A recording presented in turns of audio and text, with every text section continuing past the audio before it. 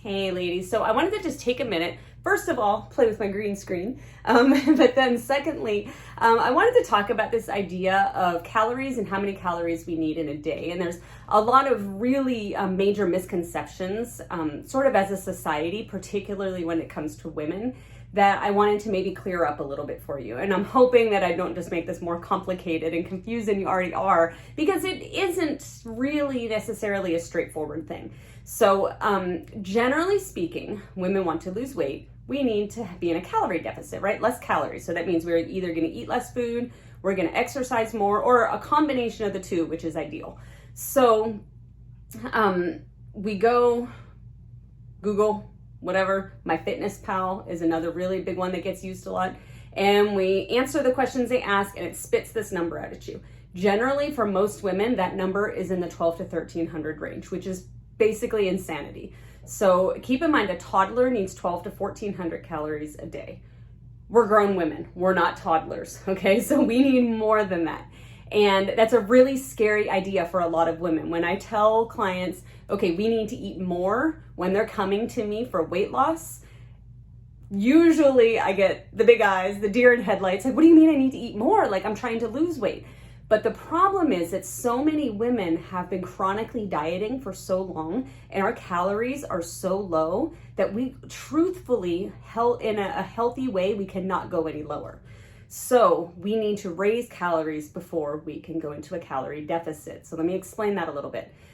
The difference between putting your numbers into an app or a website and talking to an actual human coach is huge. Okay, the website can only take in so much information. It's literally a cookie cutter formula that plugs in all your info, spits this number out at you. When I do calories for clients, I take in all that same stuff that the apps would do or the websites would do, but I also have my clients do food recalls for at least 3 days. I need to see what their average numbers are. Where are they currently right now with their food intake? How much are they eating? What type of activity do they do? It's not just how much activity do you do, but it's what type. The macros that I prescribe for someone who runs marathons versus the macros I prescribe for someone who is a power lifter are going to be two very different macro numbers. So because it's very different types of activity. So there are so many things that are involved in this calculation to get an appropriate number for a person that an app or a website just can't. Now, you can use the app or the website to get kind of a ballpark figure, and as long as you're knowledgeable enough to adjust from there, then that's fine. But a lot of people aren't. So that's where we end up with this chronic dieting, people eating 1200 calories a day, super frustrated, can't lose weight, I don't know what to do, I'm eating lettuce for dinner or whatever. We don't want that, okay? This is this really negative association with food, can lead to eating disorders and all other sorts of things that we just don't want. It's just simply not healthy. It's not healthy for our body. It's not healthy for our mental health. So let me get back to, I kind of jumped a little bit there. So if I go back, now we take someone's current intake. Say I have a client who's currently eating 13 and 1400 calories a day. I'm going to do some math. I'm going to figure out their basal metabolic rate, which is basically how many calories is their body burning just through existence. If all you did was lay in bed, you didn't eat, you didn't get up to go to the bathroom, you didn't move, you did nothing, you just laid there and existed, these are the calories your body is burning, roughly. Of course, it's all an estimate. And then we get your TDEE, which is your total daily energy expenditure. So this is those calories that you need to exist, plus the calories that you're using to function. What is your job? How much are you moving? Do you have a desk job? Are you a teacher that's up and moving around a classroom? Are you a construction worker that's doing a lot of labor? And then just day-to-day life. Getting up and going to the store, digesting food burns calories. All of these things, all of this stuff is taken into consideration to get these two numbers.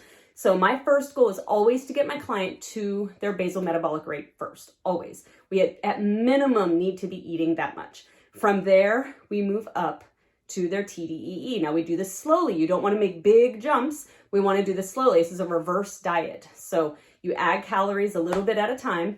And we give it a week or two each time we add calories. How's your body responding? What's going on? Have you gained weight? Have you lost weight? A lot of my ladies lose weight during this process because their body is starting to function properly. Their organs are working correctly.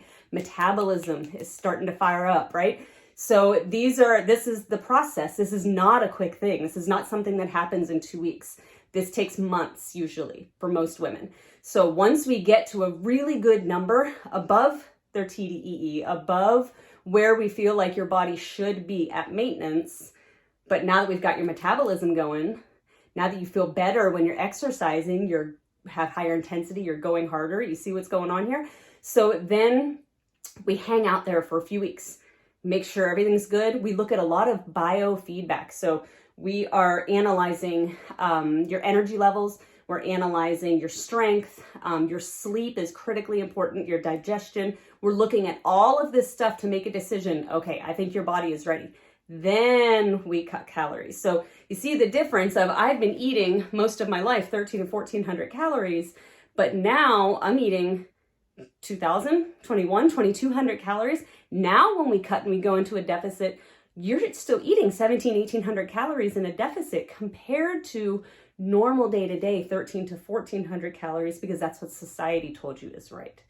So this was a very, very, very fast description of what happens with my clients and what I generally do with my clients as far as calories and macro numbers and health, general health.